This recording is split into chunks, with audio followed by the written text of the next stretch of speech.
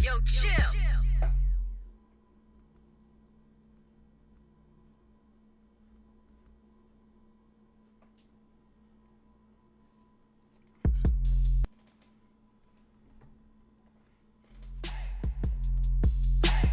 Way too much ammo, and now I'm about to let it off.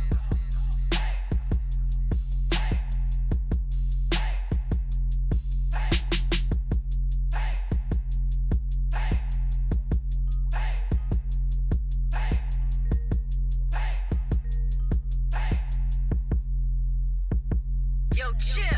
Yo, hold on. Let me just make sure everything is straight.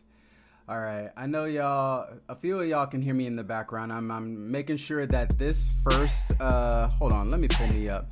Sorry, y'all. So I am getting stuff together for this first stream. This is our first official stream on YouTube. Okay, we made the switch. Okay, we were trying to more so make it a little easier for everybody, just to get it a little bit more, I guess, user friendly. So as of right now, I do have young Grace on the line. Grace, hold on. Mic is on. Let's get it. Hey everybody, can you hear me okay? Am I on? Yeah. Awesome. Super excited to be on YouTube. Yeah, Big change. big Big change. change. Yeah, I'm happy. Yeah. And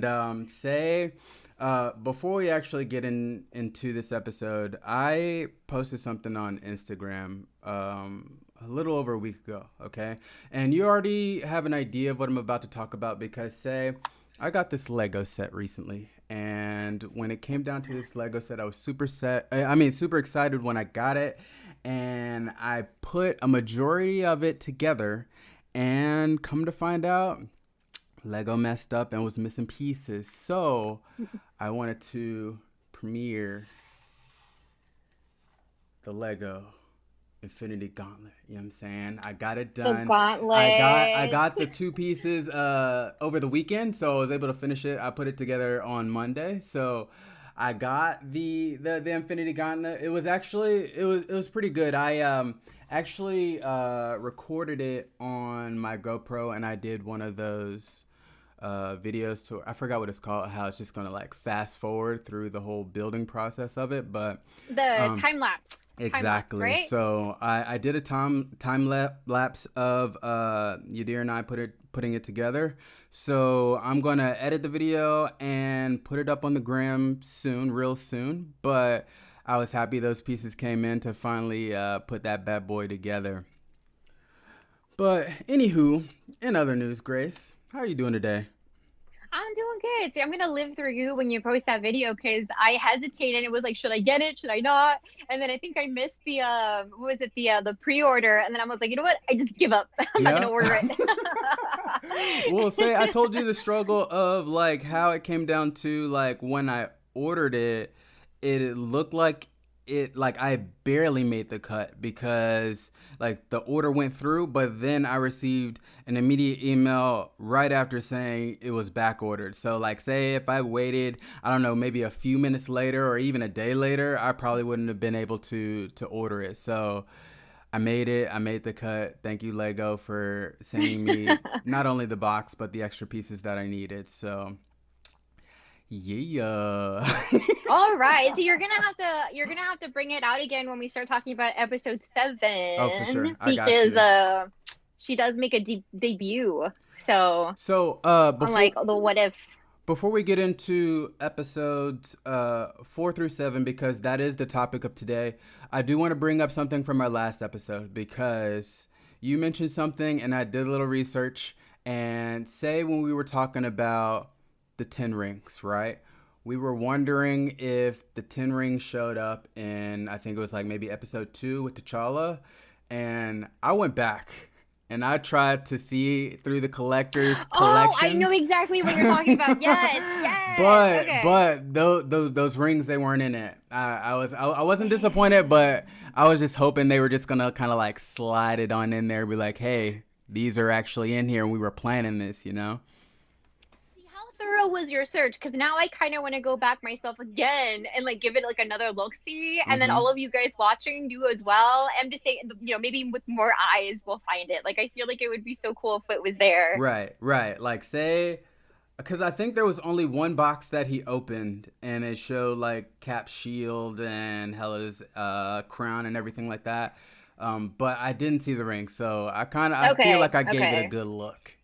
See, and that's where I think it would pop up most likely. Like, you definitely pan through different parts of his collection, and Mm-hmm. like, maybe it is somewhere else, but I Yeah. feel like that's where it would be most likely to be Oh, for next to sure. all the other like weapons and stuff. So Definitely. we tried, everybody. We Yeah, tried. we definitely tried. All right, so I'm not sure if you're going to be able to see it on your end, but Grace, I did come up with a new background here. Okay, so Oh, you'll see, I'm see gonna it have on to the watch it later. on the Yeah. replay. I'm bringing it up right now, and say right now it has me stacked right on top of you to the left of the screen, and then we're gonna have our topics to the right Oh, of the so screen. cool. Yeah. See, new platform, new format, Right, right. everything. Exactly. Okay, so um do you want to get right into it? Let's get right into it. I Okay. feel like I have so many notes. I didn't expect to have so many notes for these episodes, but I Mm-hmm. actually do. So I was really surprised. I'm excited. Let's get Okay. into it. All right. So far, say I want to start off every episode with like, say at the top of the screen here it has what if dot dot dot, and then episode 4 is Doctor Strange. What if Doctor Strange lost his hand? Oh no, lost his heart instead of his hands. So that was episode 4. I think just based off from when I saw your rankings, you have a better take on this episode. So I'm going to allow you to go first because this may be an instance to where this is chill versus grace on this episode here. See, because we're gonna show you guys our rankings, I think, at Mm-hmm. the end of the Yeah, show. yeah, But yeah. I definitely rank this one higher than some other episodes, just because Mm-hmm. other episodes, I think, see, I'm very emotion based, and you guys know this if you guys have been following us. Everything is like how it makes me feel. Yeah. I think there are other episodes that gave me a lot more like anxiety that I didn't like. I think it was episode 3, if that's the one where like, oh, what if the Avengers never assembled? Right. Like episodes like that give me so much anxiety that I'm never gonna rewatch them again because I'm like, no, But I see, that's don't like what how it that's makes what me that's feel. what sends it to the That's what top for you me. like, though. Yeah, Exactly. it's so that's so cool because you guys get Yeah. like I'm sure we get to kind of cater to like all different spectrums of Right. our fan base, so that's pretty cool. Yeah. So this episode, I think, I mean, it was a very dark episode. I think it was one Definitely. of the darkest ones. It's Definitely. very similar to, I would say, Infinity War in that it ends in a way that's very unexpected because you kind of assume things to wrap up to Mm-hmm. some extent. Mm-hmm. Even episode 3, right? If the Avengers never assembled, you still have somewhat of like a glimpse of hope because you finish with like Captain Marvel, and I forget which other ones kind of come together to give you the feeling that eventually some new form of Avengers will assemble Right. and kind of save the day in that episode. But Mm-hmm. this one, it leaves you on a note of like, you done messed up and I ain't gonna Right. clean it up for you. So very Right. similar to Infinity War and how those kind of endings are not what we typically have expected. Mm-hmm. Now it's like, we've gone through like the heartbreak of Infinity War. I mean, I don't know if you remember watching it for the first time. I cried for like a long time after the movie ended. Okay. But even though this one was a lot darker, I think it had a lot of juicy things, and I kind of went down a rabbit hole with this episode, and I think that alone kind of helped this one rank a little bit higher on my list. So that's kind of why, and we'll dive into those little rabbit holes I like ran into in a little bit. Well, say when watching this episode, I had high hopes just because I never really knew Doctor Strange before the movie came out, and I really enjoyed the movie, so I was expecting maybe almost like another episode 3 where it left on a good note. So I'm coming in, and of course from the title I know instead of losing his hands, he's losing his heart. I was thinking that he was eventually going to find a way of bringing his girl back, but it was just like a repeat. Like he kept coming around to the point to where he couldn't save her. Like never. Like and the Sorcerer Supreme came back and tried to explain. It was like, hey, I'm sorry. It's the way it is. It's just as far as this timeline, she's always going to be. It's an absolute point. Right. It's an absolute point. Yeah. And there's nothing that you can do to change it. Now, with that being said, we see him go through these changes. He starts to absorb these interdimensional beings, correct?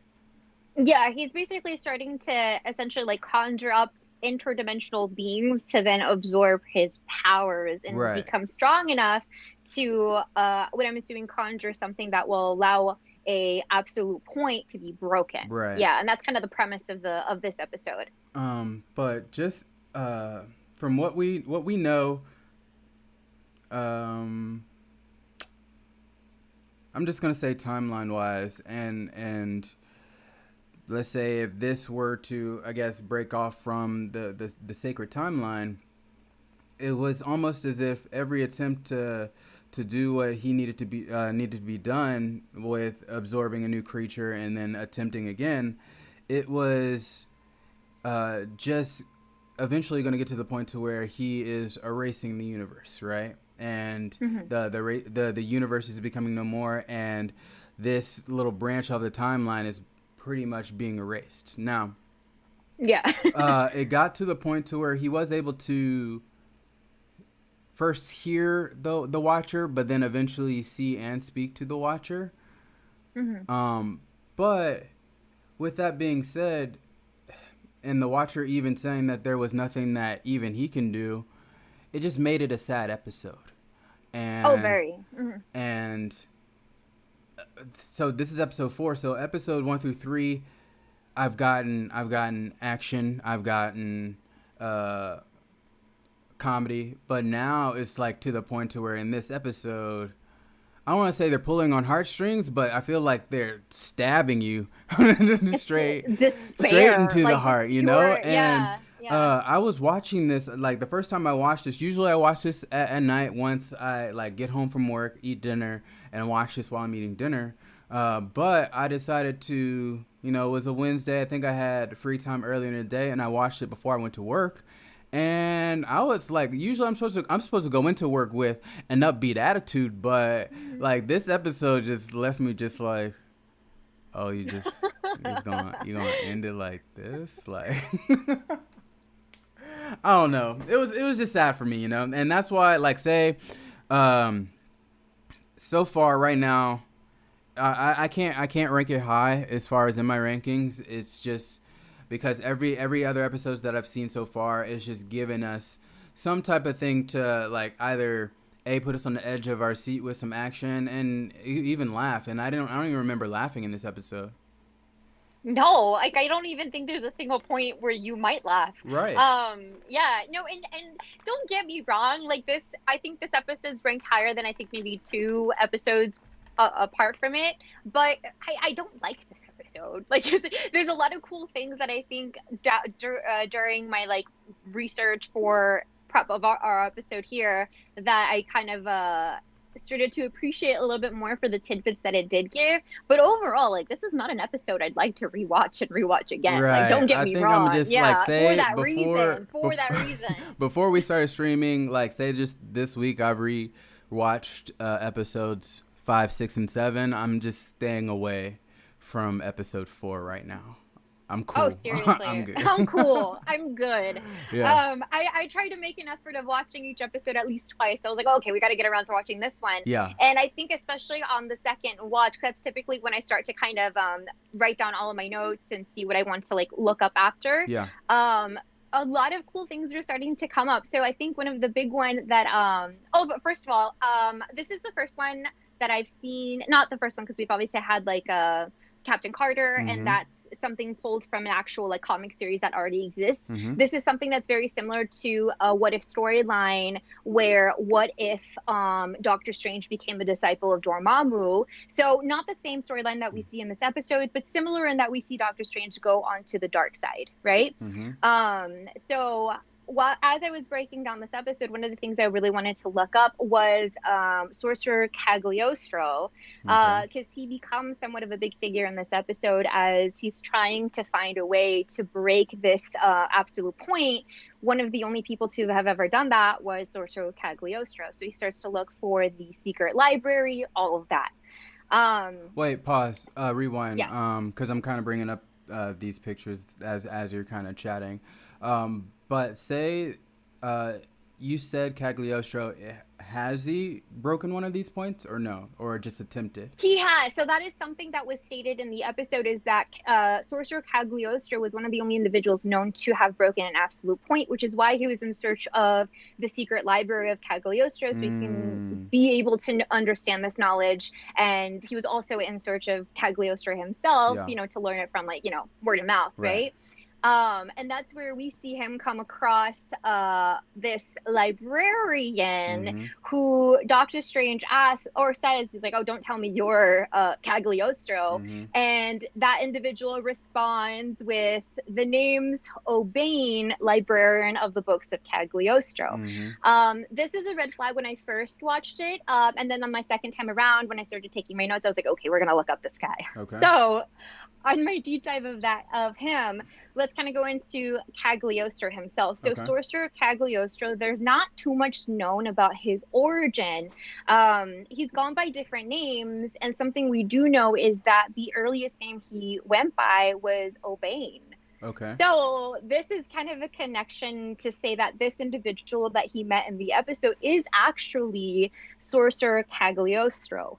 That's interesting, just simply for the fact that when doing some research for this episode, I tried to research O'Bane, but it just came down to the point to where it showed Cagliostro, and I didn't understand if I thought, just I guess in the comics, that they were basically the same person. Yes, and that's what it seems like it was. So Cagliostro's earliest known name that he's gone by, because he's gone by several, was O'Bane. And so O'Bane, or Cagliostro, was very, he really wanted to learn the way of eternal life, immortality, all of that. He has really strong connections to a book that we're very familiar with here, The Darkhold, after he stole it from Dracula.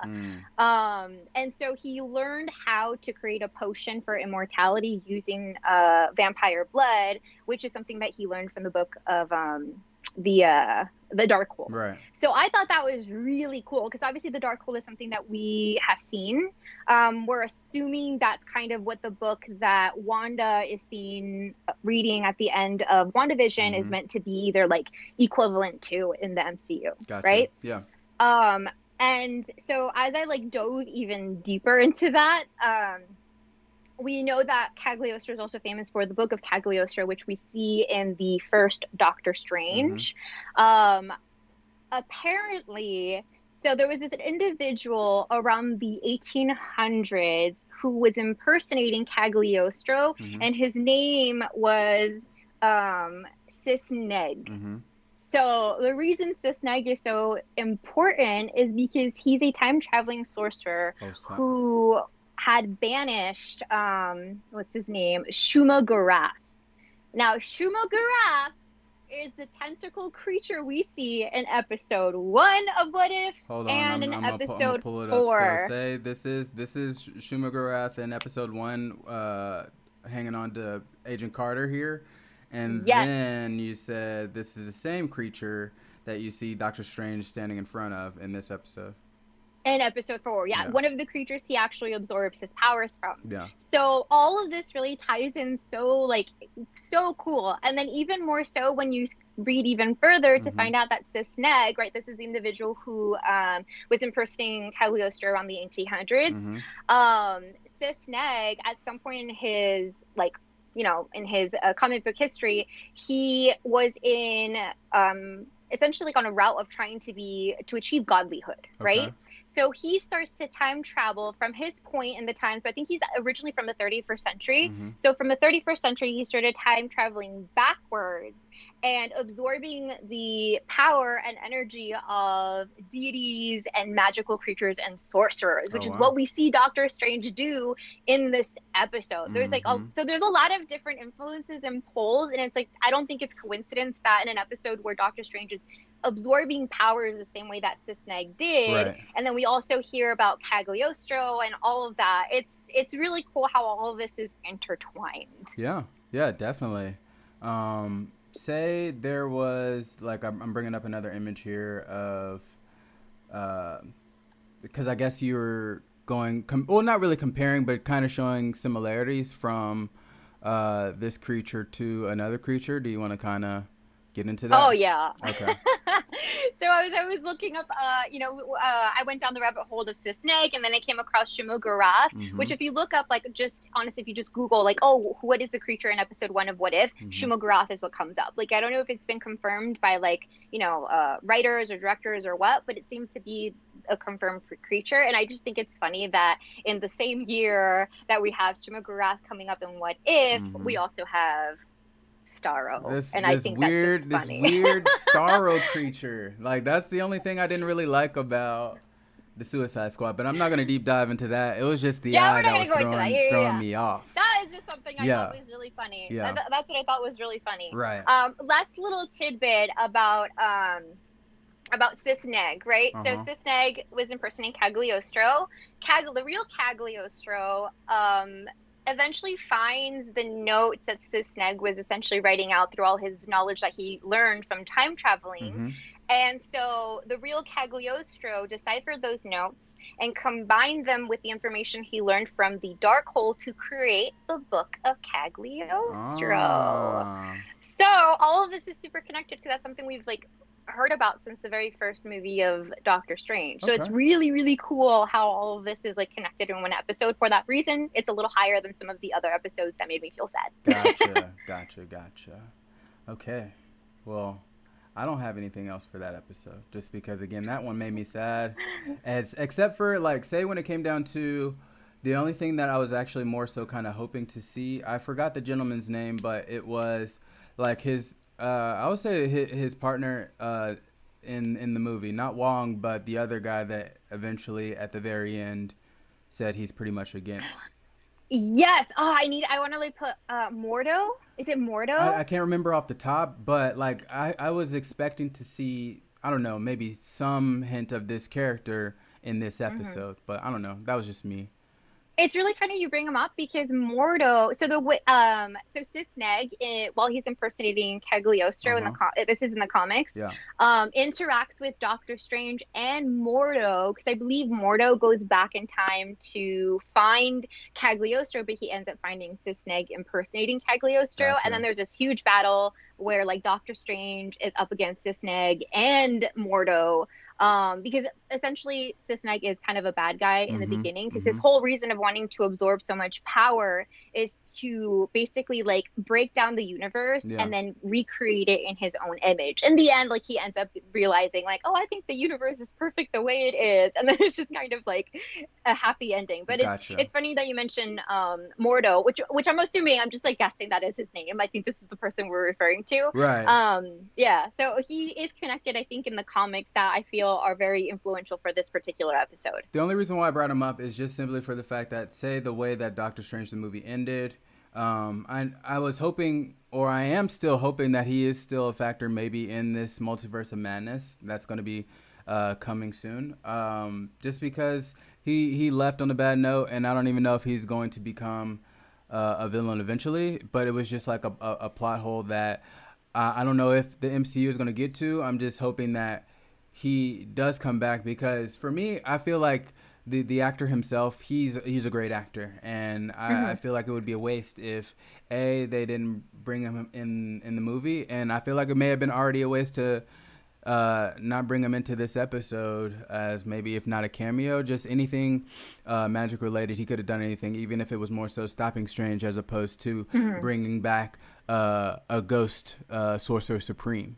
You mean? You know what I'm saying? Right. No, absolutely.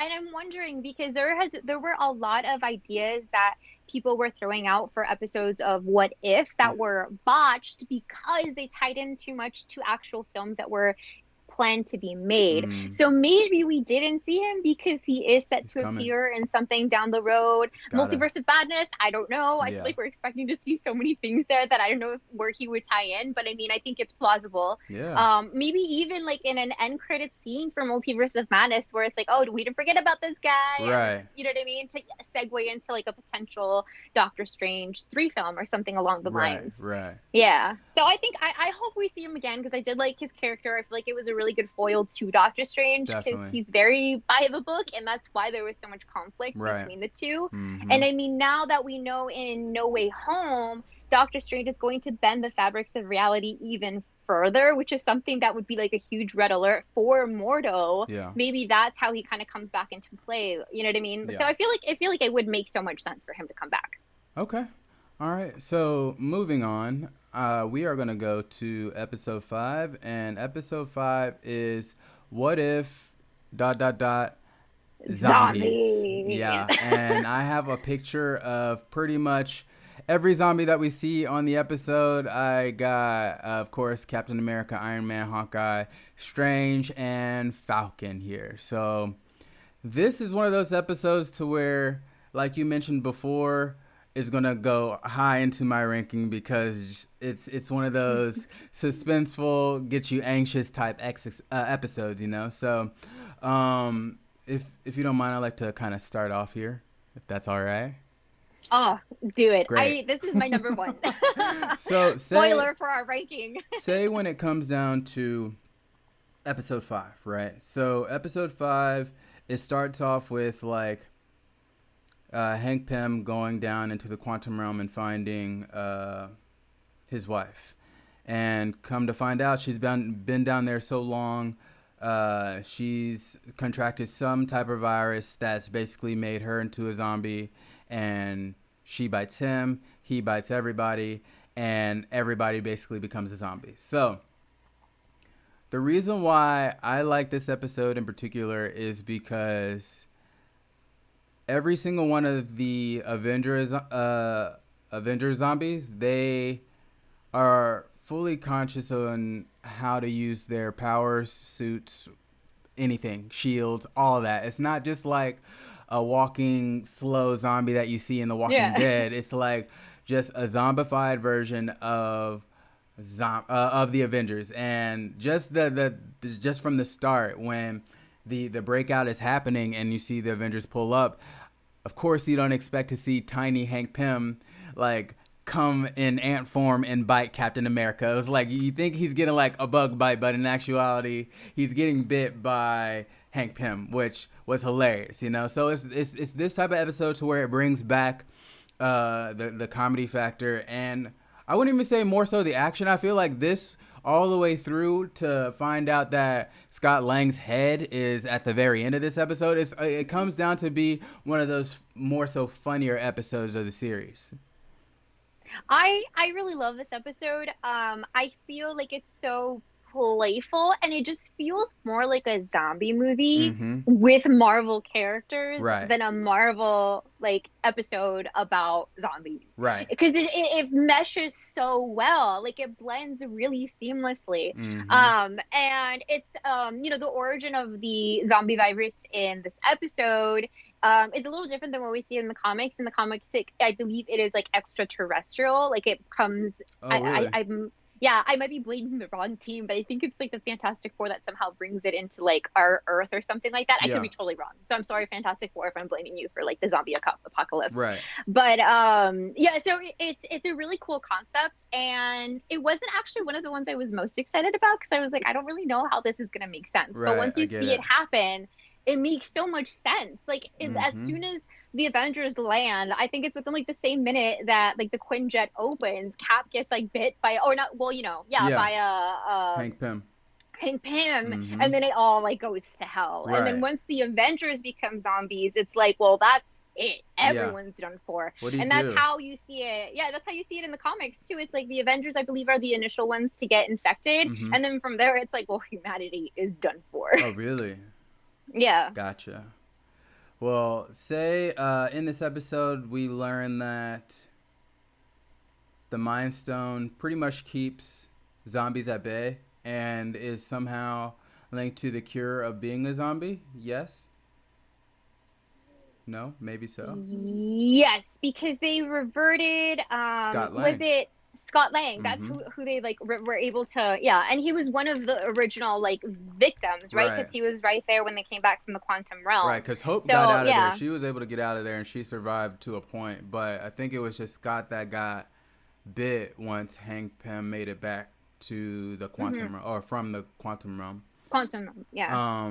But the surprising, uh, I don't want to say factor, but one of the things I found a little shocking was Vision, you know. And when it came down to Vision, we know him to be, well, for starters, Jarvis, right? And with this, he's always been cool. He's been nice. He's always been a good guy. But say the Avengers make it to the New Jersey compound and they make it there, they see Vision, and then come to find out he's over here feeding people, just not even just Black Panther, but like people to Wanda, you know. And I wouldn't necessarily make him out to be the bad guy of this episode. Obviously the bad guy is the virus, but like it was just something different, something that you wouldn't expect from Vision.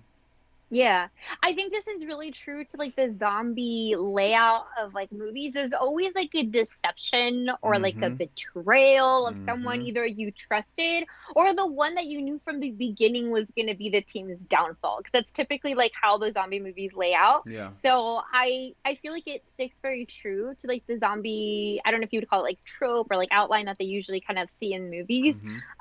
I don't find it too hard to believe Mm-hmm. that Vision would do this because, in terms of the timeline and where this is wedged into, it seems to be in the events of Infinity War, right? Right. Because Hulk gets beamed back from, I'm assuming, like the battle that they just, Mm-hmm. From the they ship. had with yeah, exactly Mm-hmm. from the ship with Mm-hmm. Thanos. And it's kind of it starts off almost like Infinity War where he's beamed. You even get that hand shot of like the of like things going Right. upside down to Right. signify like shit's about to go sideways. Mm-hmm. And then everything is so different because everyone's obviously infected. So during this point, Wanda and Vision were really like in the middle of like their like the spark of like their love, Right. right? Right. Because this is in an Infinity War, that's obviously where like Wanda like does everything she can to not have Vision essentially be killed for the stone. Right. And so I feel like because of where they are, and we know that although Vision is meshed of a lot of different things, Jarvis, Mm-hmm. Ultron, Mm-hmm. all of that, he's becoming more flawed as he becomes more human. Well, And let me so ask you just by this point, just because, yes, like let's say if we were to compare timelines from this What If episode to the MCU timeline, right?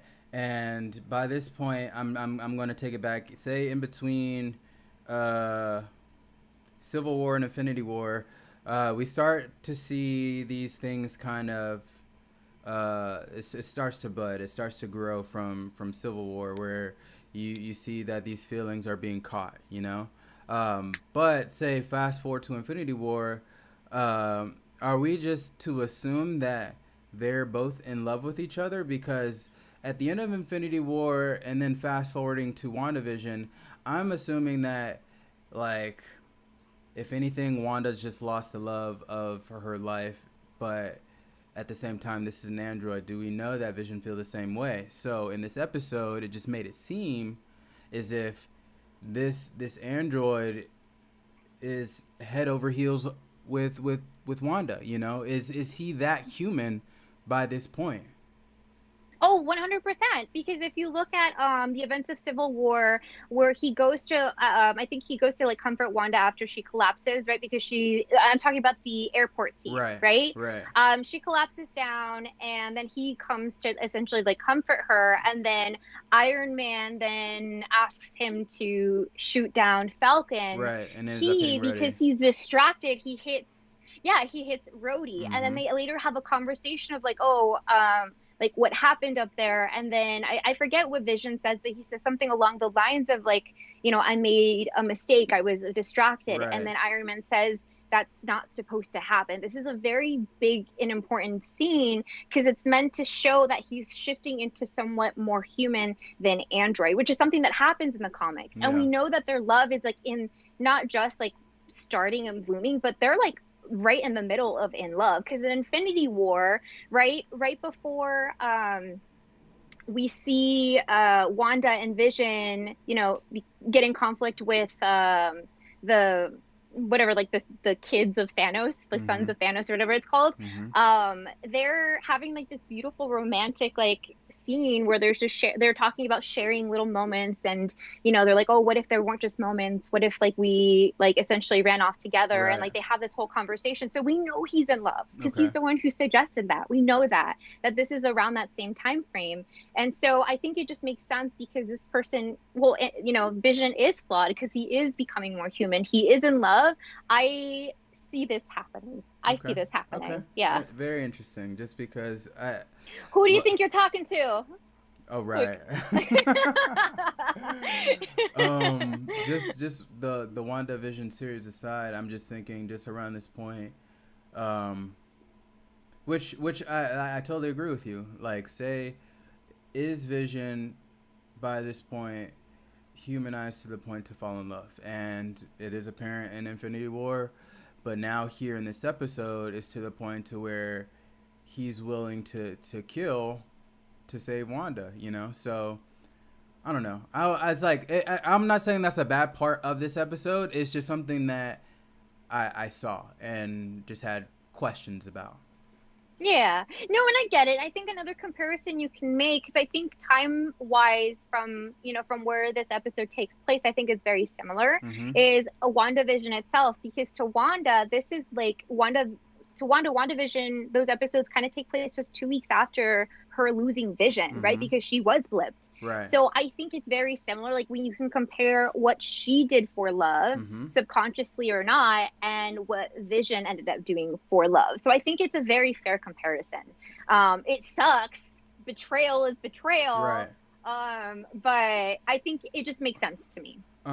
Say, quick question. The way that episode ended, was Thanos inside Wakanda or He outside? was outside of Wakanda, so yeah, you would assume that he's just about to like penetrate the city. And Yeah. I think it's alluded that Wakanda is safe because they had the technology to preserve Right. themselves from the virus. Yeah, Mm-hmm. so this would be like very scary of a thing. Oh, for Yeah. sure, definitely. Okay, no, I was just curious, just to know, because I couldn't tell. They showed like the shadow, like not the shadows, but like the, um, what are they So called? The little.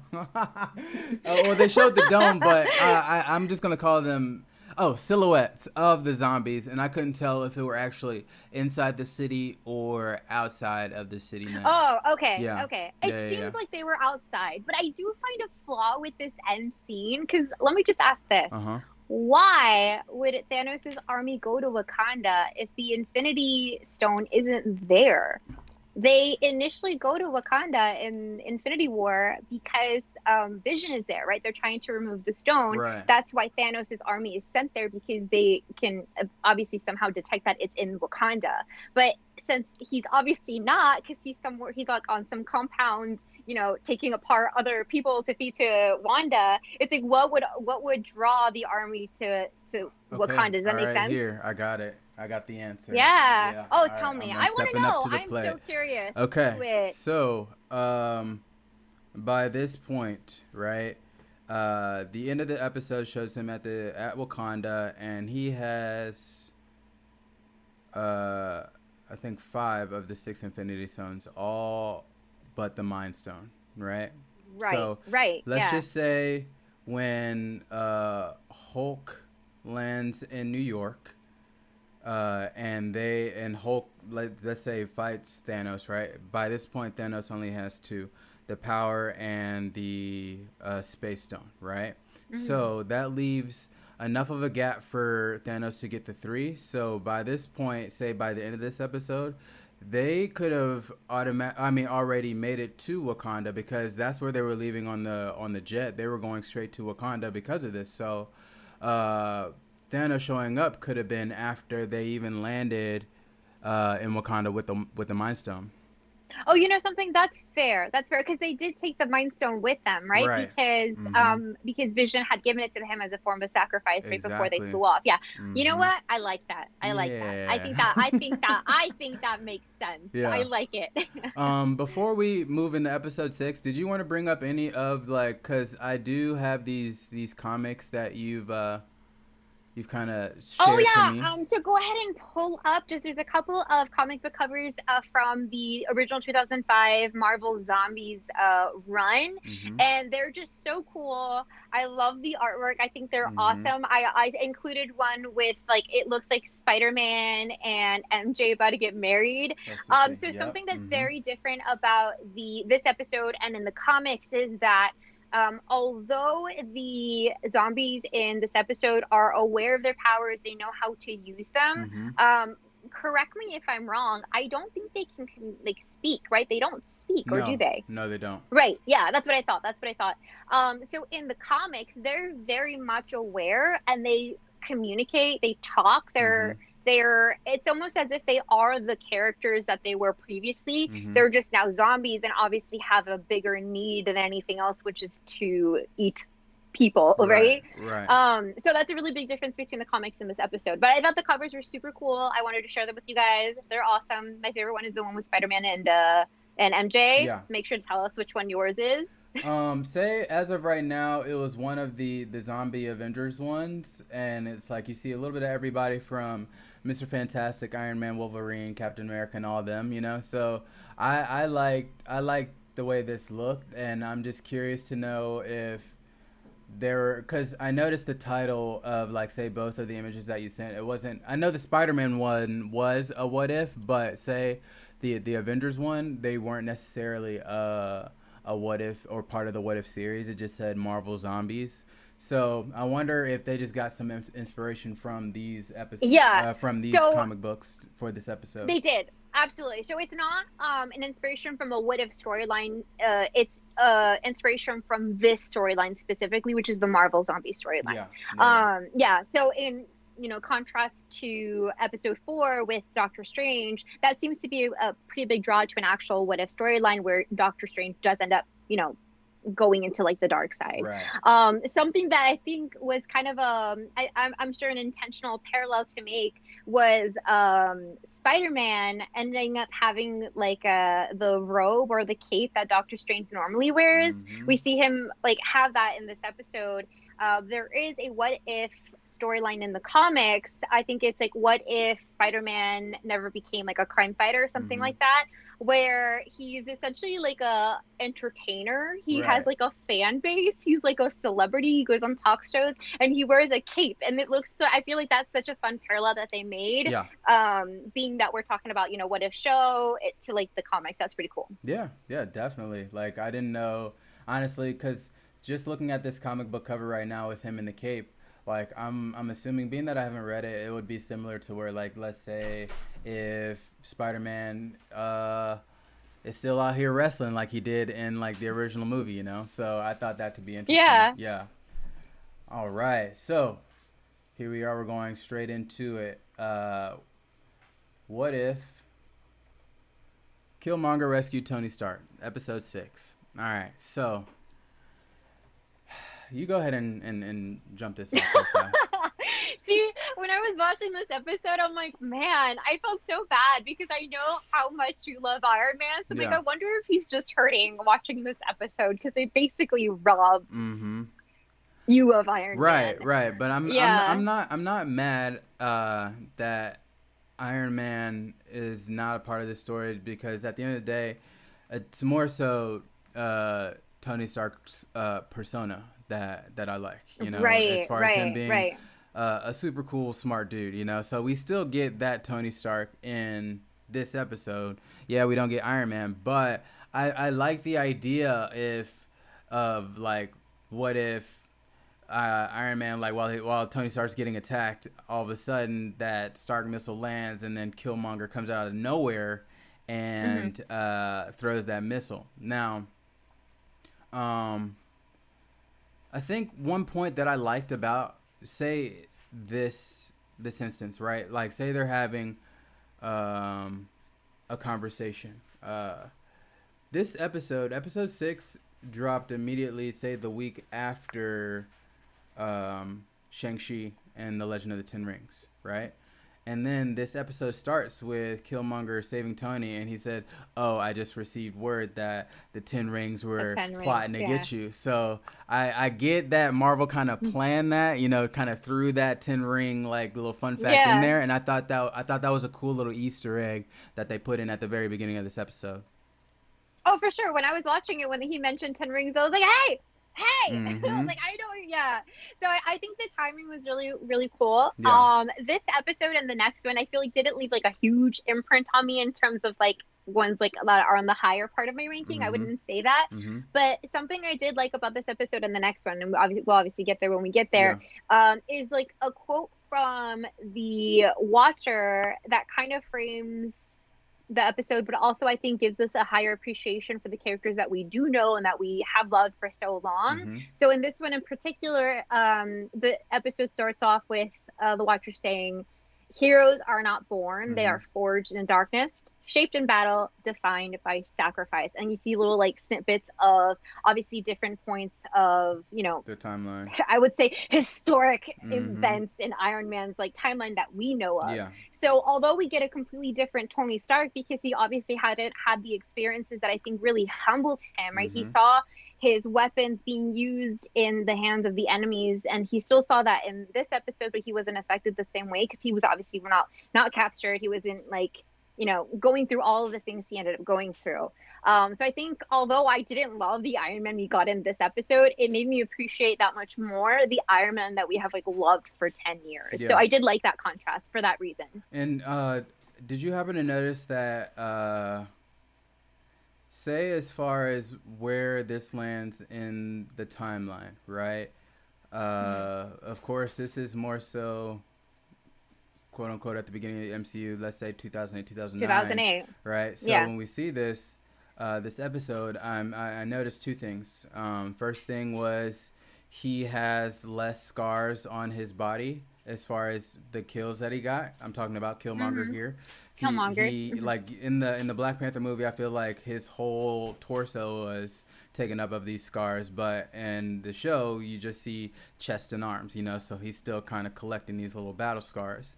That's one. And then I noticed that Shuri looks super young here, so as far as this show keeping up with the timeline, I feel like they did that on purpose just so you can see that this is earlier in the timeline of the MCU, I guess. Yeah, no, I feel like that's set by like where this is set at all, right? It's like the origin of Iron Man that ended up not coming true. Right. But I do love that they did take the detail, with characters like Killmonger and Shuri to have them match on that timeline and have that reflect. I know you're like big on continuity, so I'm sure this was just like But say honestly, that would have been something that I wouldn't have picked up on if if they gave him all of the scars and they aged her to where she is today. I would have thought this would have just been like I wouldn't have thought anything of it. I wouldn't have put two and two together. But just to see, let's just say for starters, Shuri being just a younger version of herself, I was like, okay, cool. They actually took that into consideration. Yes. I think that just like shows just the detail that Marvel puts in, and it's really, I think as like long time like followers of the MCU, it's something that we continue to appreciate. Correct. So lots of great Easter eggs in this one. Now, I don't have the picture loaded up, but I sent it to you.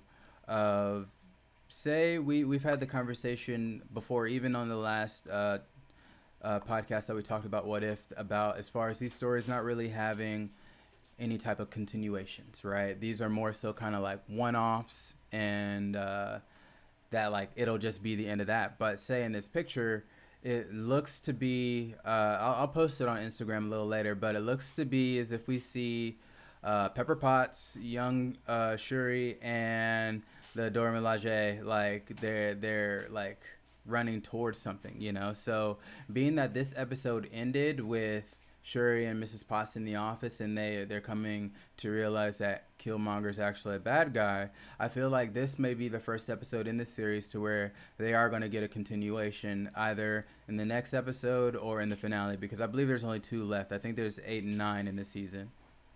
Yeah, so with only 2 episodes left, I feel like why would they just pick one episode to continue, Mm-hmm. and of the one to pick to continue, why would it be this one? Right. You know what I mean? Like, I Mm-hmm. don't think, I'm not saying I don't think that they're gonna continue them. I hope they do. So I'm wondering if maybe it's gonna be something that's gonna be pushed to like a season 2 thing. Okay. Just because being that we only have 2 more episodes, it just doesn't seem likely that only one of them would be a continuation. Okay. Unless it's like these 2 episodes that we have left are both ways that they mesh a lot of these stories together to Mm-hmm. maybe create something like the Avengers, or I don't know, something to that effect. I don't know. Yeah. But I would love to see it. There a lot of these episodes, I think most of them leave on some form of a cliffhanger, Right. or like they feel cut off, like we're supposed to see like, oh, watch what happens next time, next week, but it's not. Yeah. So I'd like to see a season 2, or maybe it's like all episode 2 of these like Those of little these one-offs. episodes, Yeah, because I yeah. really like the stories. Mm-hmm. Yeah. So I don't, I feel like it's unlikely to see like a continuation of like this sole episode in these next 2 that we have, just because it doesn't, I feel like it doesn't make sense.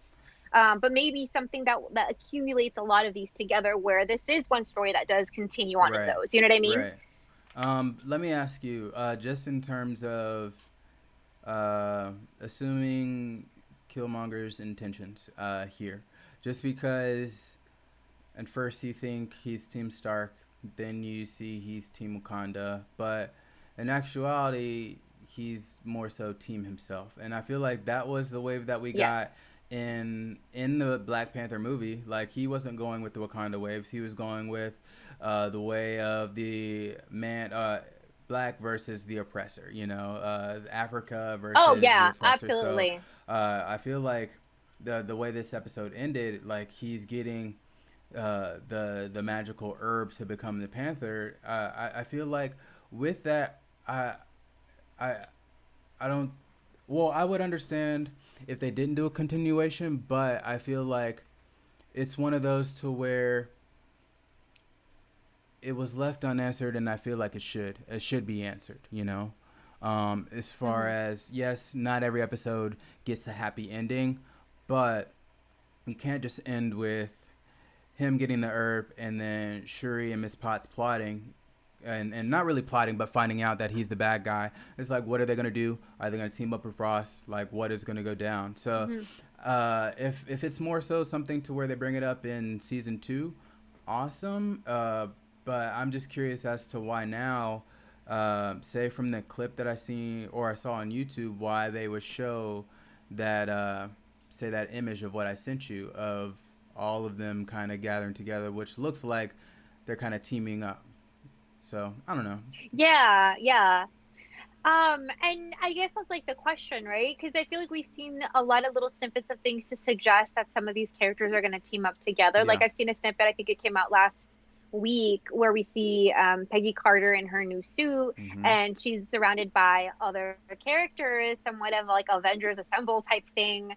But we haven't seen it appear in an episode just yet. Right. And so it's like, I feel like there's so many questions, but also when you try to draw like parallels with the episodes that we've seen to maybe suggest that maybe they'll all come together in some form, they don't line up too well, right? Because in one, Iron Man existed but was killed, and this one, Iron Man never was created. Like, you know, there's so like the only thing that is connected directly would be the appearance of Shuma Gorath. I want to say it correctly. Hold on.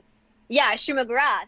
Because we see him in episode 1 and we see him appear again in episode 4. But we already, like, say, so even with that being said, we already know, like, as far as there not really being a connection, because the way episode 1 ended, I'm thinking it's safe to assume that Peggy Carter took care of Shuma Gorath and the way she came back, you know what I'm saying? So she left when the portal had Excalibur, maybe took that creature out, and then she came back in the future. So I'm thinking by that point, that creature is gone. And say what we see in episode 4 with Doctor Strange, this is just Yeah, same creature but different story. You know, so all in Yeah, all, I think it's more likely that that's the case where these are standalone episodes. I feel like in that case, it would make sense that maybe if we do get yeah, continuations, it would appear in a season gotcha, two. You gotcha, know? gotcha.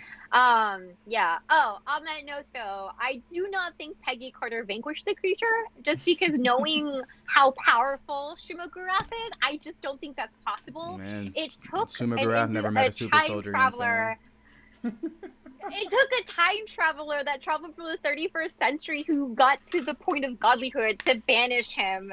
I don't think, I mean, Peggy Carter, the badass that she is, let's be honest, like, I just don't think she would have been able to do that. But I don't know. But who knows? It Here, I'm doesn't gonna throw really. that Maybe at we'll you get to because say explore that next even with time. that logic, who's to say that she can't just based off of what we know already with say like with Kang the Conqueror and the Smoke Monster, the Smoke Dog, you know, who knows how he tamed that beast, and who knows if she tamed that beast, you know. So when it comes down to it, I'm just going Okay, to but like you can't compare King to Peggy Carter. mm, Like I think that's not like a like equal like comparison. I don't being that we know. I haven't, gotta yeah, say, I gotta say I can say, yeah, no. I agree because we haven't really met Kang like that. We've like had a face to face with him. We've had a meet and greet with him so far, but we haven't really got a Yeah, but chance it's to short. know who Kang the Conqueror is.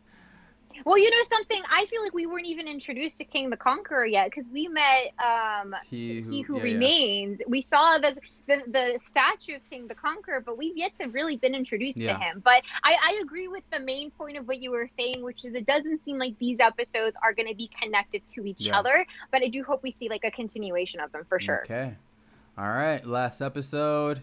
It is what if Thor were an only child. Okay, so I noticed you had this a little higher in the rankings than me.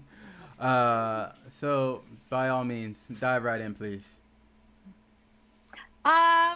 This is one of those episodes where like my top rankings and you guys will see are the ones that are more like Mm-hmm. happy, lots of jokes, very colorful. Like those are the episodes that I get drawn to. So that's why this one's a little bit higher on my Yeah. list. I think it's one of those that like it's funny because I think throughout the whole episode you're like, oh, it's just so nice to get something that's lighthearted, and then at the very end we get Ultron with the Infinity Stones and like all his army. So, this episode I really liked because it kind of followed what like the older like earlier movies with the whole like we have a huge party Mm-hmm. and now parents are coming and we got to clean everything up, so it's really funny to see Thor be kind of like smushed into that kind of a Mm-hmm. character where he's somewhat of a frat boy. Something that I really loved about this episode was also Loki because we got to see Frost him Giant. with that all the Mm-hmm. trauma that Odin, I hate Odin, like instills in Yeah. him. Because the reason that Loki, and especially after having seen Loki the series, like we know the extent of the trauma that he endured, and it's to the point of just pure self Right. hatred. So to see him without all of that, Mm-hmm. I think was super nice. And the fact that him and Thor still have this like brotherly connection, I think like made me enjoy it Yeah. more because they didn't erase that aspect of it. So that was really So cool. let me ask you, just from what we've seen in just in the movies, right? Thor versus Thanos versus Captain Marvel versus Thanos, and I would say without the gauntlet, Captain Marvel wins against Thanos, right? And Oh, without the absolutely, yeah. gauntlet, unfortunately, I don't believe Thor can beat Thanos. But it seems like in this episode, Thor and Captain Marvel are basically evenly matched. I don't Hmm. know. Say it's just something that I noticed, but I feel like if anything, Captain Marvel is a stronger being than Thor. But they made it seem as if Thor and Milner can just go ahead and take her as if she were just. I don't know. I don't know. I saw that. I was like, I don't know what to think about that. See, I agree. I do not feel like Captain Marvel would have been bested by Right. Thor, especially with those comparisons that you made, like from the movie. Like for sure, I was thinking the same thing when like I was kind of seeing this. Um, I feel like more so she was overpowered by like that gang mentality because he had like all of his people, and then I feel like she became discouraged. Mm-hmm. I feel like more so that's what defeated her to like walk back to like Maria Yeah. Hill and like accept defeat essentially. But no, I feel like she's definitely more powerful than Thor. So I feel like that was a little like, Like yeah, I exaggerated. don't think it was well represented. Yeah, I exactly, gotcha. exactly. Especially frat boy Thor. Like, Right. come Right. on. Like say Yeah. this is Thor to where I can assume he has he's been through the battles of, let's say, even in the first Thor we know him to be battle tested and be victorious. So he is a fighter for sure, but this isn't Ragnarok Thor. This is younger, more immature, and this is going up against a being who, I guess, quote unquote, since the '90s has been fighting. I don't know. It just seemed Hmm. as uh, if it came down to just a one-on-one with no entourage around, I just believe Captain Marvel wins. Yeah, I mean, she has the power. I mean, if we're talking MCU, right? She has the power of like the infinity. Her powers came from an Infinity Right. Stone, you know. So I feel like that alone is enough to like her ranking surpasses I Thor. gotcha. Yeah, All right. So yeah. I don't really have too much to say about that episode because I feel like in that episode we got more so a bunch of cameos. Like it was good to see what was the guy's name from Ragnarok? The guy who There's many. the head guy who he you said he was the collector's brother. Yes. So you're talking about Yeah, Grandmaster Grandmaster was and there. Topaz, right? Right. Mm-hmm. They came from Sakaar, came to Yeah. party. See, this I feel like this would mean that not only did like Loki being raised alongside Thor affect their relationship and also how Thor ended up becoming, the man that he would Mm-hmm. become, but also that it seems like a lot of other things have been affected as well. It's kind of like that thing, like, oh, if you go back in time and you kill a butterfly, like it's like Oh, the you go butterfly back to effect. your like present day and everything is gone. Yeah. Yeah, is that what it's called? Yeah. So I feel like that seems to have like created a catalyst of things because it's like I feel like there's a lot of these people who wouldn't really be like seen Right. partying with Right. each other, Mm-hmm. and even like Thanos because like Nebula refers to her father as if they are kind of okay, they're Yeah. not like that same relationship. So it's kind of cool. But yeah, the guest list is like big. We Yeah. have Mm-hmm. Grandmaster and Topaz. We have Howard the Duck, Nebula, Drax, Mantis, Yondu, Rocket, Korg, Aisha, like the Golden Yeah. Woman, like, Yeah. Yeah. From Guardians too. her clan. Mm-hmm. Yeah, we got a lot of like faces in this one, which is pretty Yeah. cool. Definitely. Okay. So because I know it's kind of winding down, and before we wrap up, I do want to get into these rankings. So I made a little video, and I'm just gonna put your rank up first. Let's see where's Grace's rank. So right now, everybody, we have pretty much ranked episodes 1 through 7, and right now I'm going to just play Grace's real quick. If it does decide that it wants to play, hold on. let me do some tweakage real quick. All right, boom. You have episode 5. Then you have episode 2, episode 1, then 7, 4, episode 4, episode 6, and then you end with episode 3. Okay, so the fact that you have episode 3 as last, when we've had conversations on here as far as why I enjoyed episode 3 the most, I don't know what to say about it, All Grace. the reasons that I don't like it. Right. I gotcha. But yeah, you put zombies as number 1. Then you have T'Challa as number 2, and I remember you said you really liked the T'Challa episode. But what's surprising to me is that you actually have Captain Carter after that in number 3. Kind of tell me why. You're like, explain Yeah, explain yourself. yourself This because doesn't make say sense. Captain Carter is So lower on mine, even though it's like I liked the episode and it was a good intro, but I wouldn't put her over a few other of these episodes, especially because you have Killmonger as right. number 6. I would episode 6 as number 6 on here. I wouldn't have put that over. So you kind of tell me as far as why you like that one over the rest of them.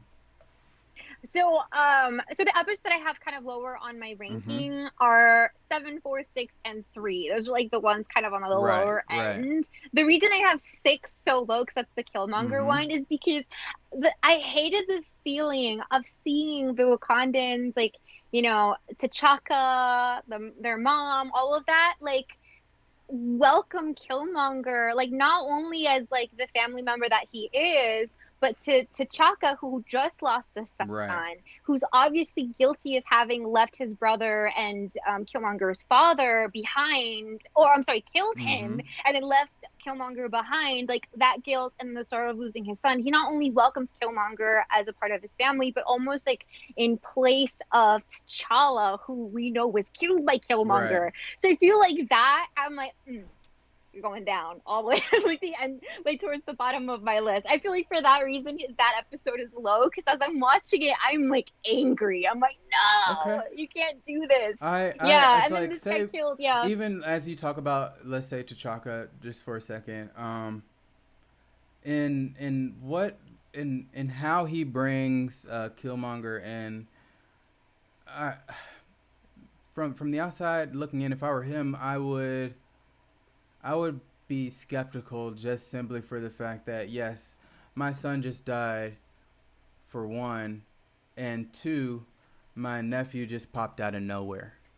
I've known about this Right. nephew Yeah. for I don't know how many years, uh, but at the end of the day, I killed my nephew's dad. I've killed my brother, and I don't know what to expect now that my nephew's here, bringing me Claw out of nowhere. You know, it's like I feel like if anything, T'Chaka should be a little bit more skeptical as opposed to uh, warm and welcoming. You know. Oh, absolutely. Like he should have much closer of a response to like T'Challa's mom, right?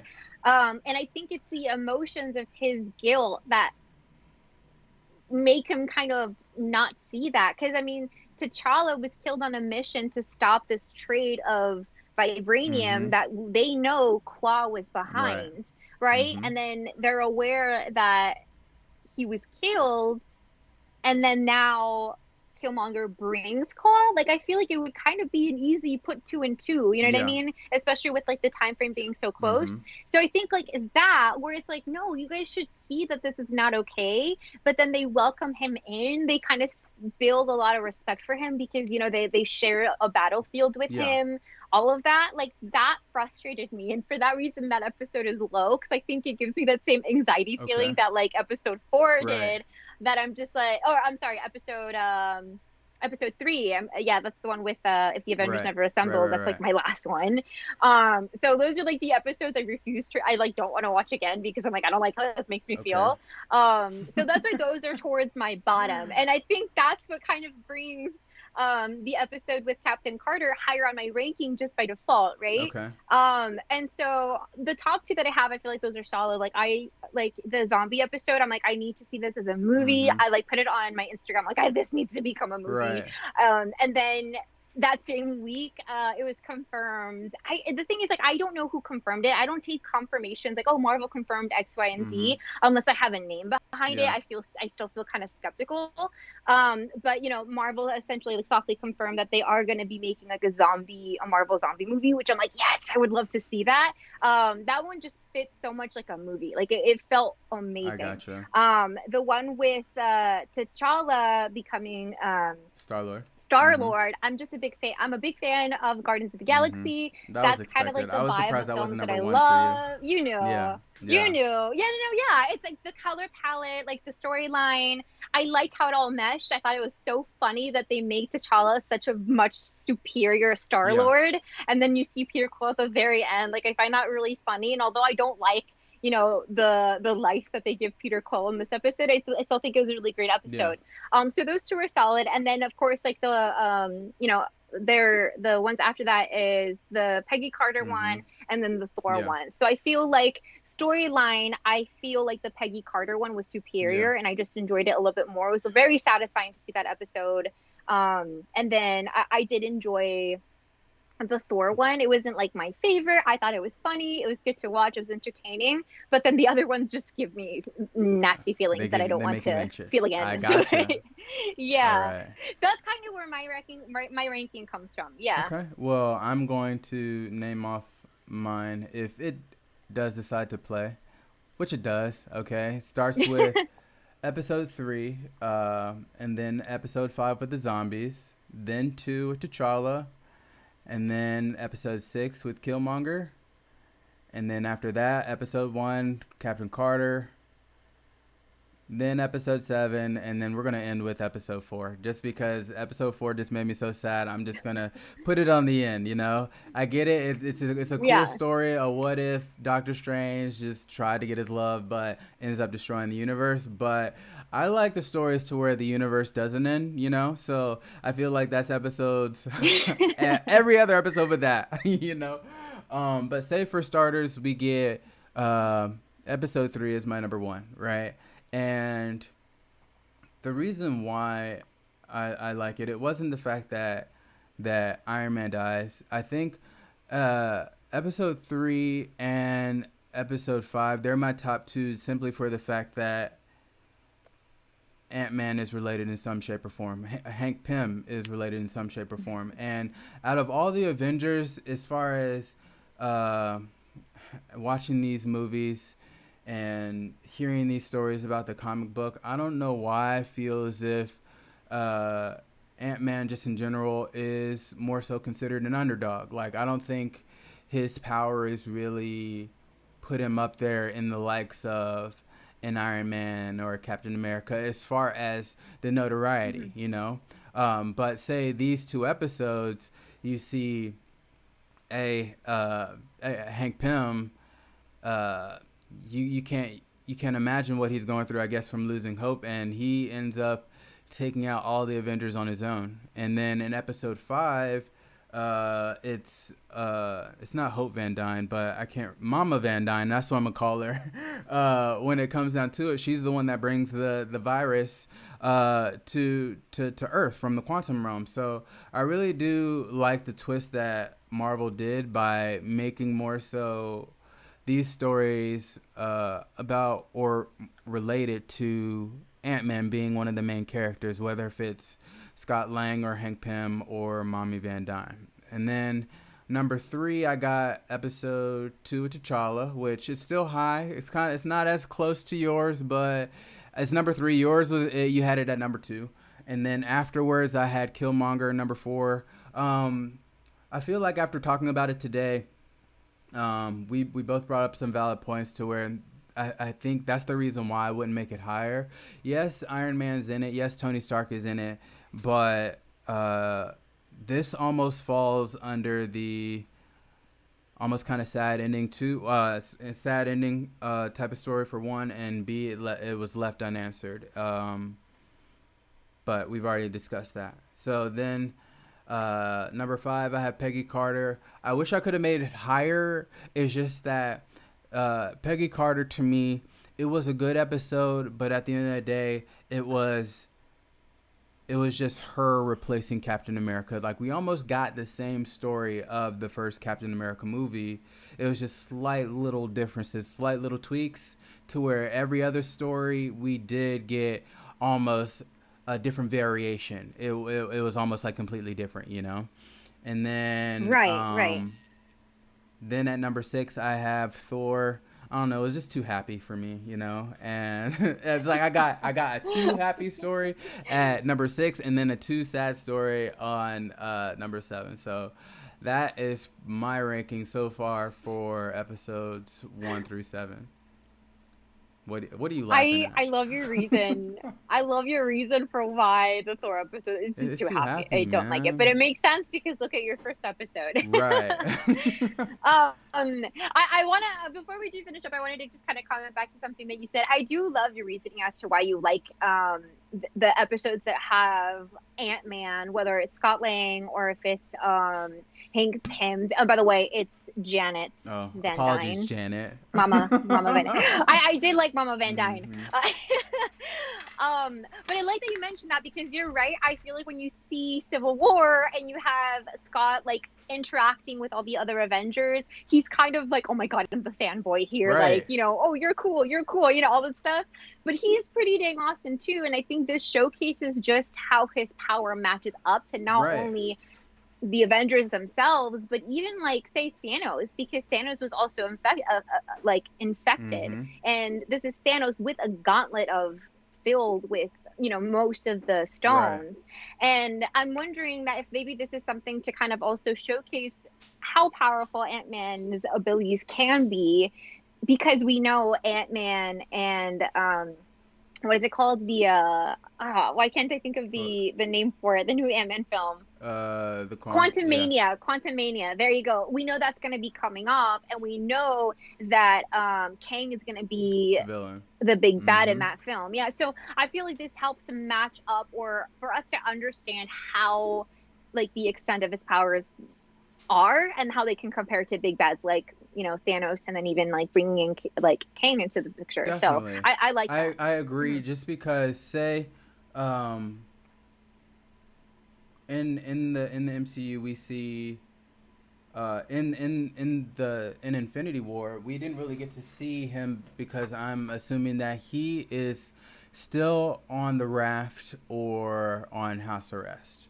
But who's to say if somehow he got on the ship with Iron Man, Spider Man, and Doctor Strange, he did damage as if Hank Pym did damage to the Hulk in this What If episode, you know? So we don't know, or we haven't known Ant Man to be uh, like a superhero like that. We've known him to be cool and mysterious, and he, like, Scott Lang's a master thief and he can just do whatever as Ant-Man, but we've never really got anything else outside of,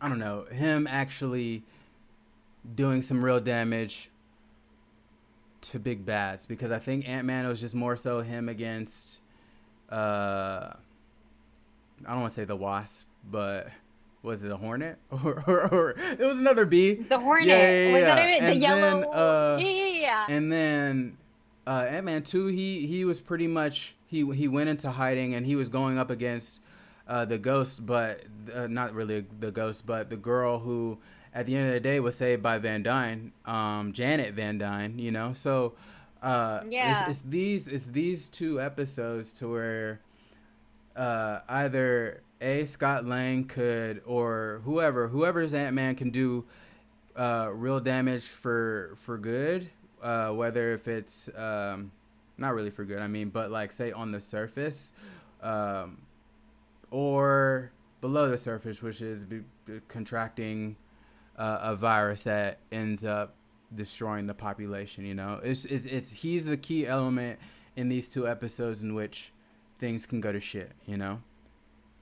Yeah, so it really showcases where he ranks with everybody. Right. And if you look at the comics, like he's one of the original Avengers.